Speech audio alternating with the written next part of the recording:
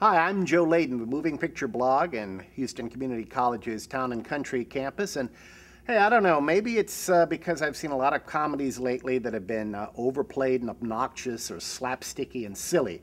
Whatever the reason, Dan in Real Life struck me as a breath of fresh air. It's gracefully understated and thoroughly engaging and, well, better still, it's actually, well, funny. Writer-director Peter Hedges does a fine job of interlacing heart and humor in this warm and witty movie, and Steve Carell hits all the right notes while running the gamut from propriety to spontaneity. He plays Dan Burns, the Dan of the title, and that title refers to an advice column he writes for readers who ask him burning questions about life, love, and family matters.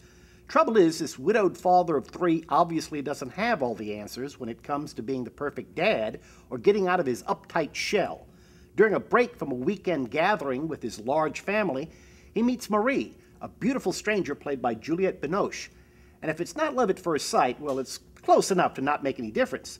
Trouble is, Marie just happens to be the fiancée of Dan's brother, played by stand-up comic and sometime actor Dane Cook. So the family ties get a little frayed, even while Dan and Marie try to hide their mutual attraction and deny it to themselves and each other, while unavoidably close in a crowded house. I like Dan in Real Life a lot, and I think one of the main reasons I like it is because it doesn't try too hard to be likable. In fact, it doesn't try too hard, period. Now, on the other hand, it seems like Ben Affleck has been trying very hard to sort of redeem himself after making some bad decisions regarding what movies to star in.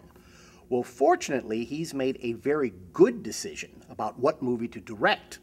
For his first time in the director's chair, he decided to adapt Gone Baby Gone, a novel by Dennis Lehane, who also wrote Mystic River. And like Mystic River, this new drama is a Boston-based tale of dark secrets and tough choices. Casey Affleck, who just happens to be Ben's brother, and Michelle Monaghan co-star as Boston detectives who usually specialize in finding deaders and deadbeats. But when they're hired to find a very different sort of missing person, a small child who's been swiped from the apartment of her drug-dealing and drug-taking single mom, they find themselves immersed in mortal danger and moral ambiguities. There are some shocking surprises in store for them and for the audience, and everything leads to an ending that will spark a lot of animated conversations among people who may take issue with a fateful decision made by a character who only wants to do the right thing.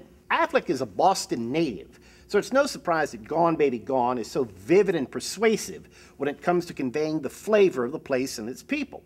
Okay, I have to admit, I still wish Casey Affleck didn't mumble so much, but on the other hand, I didn't have nearly as much trouble with him here as I did in The Assassination of Jesse James, etc., etc. In fact, I'd have to say that overall, he is convincing and compelling, just like the movie itself. I'm Joe Leydon. It's been great talking with you.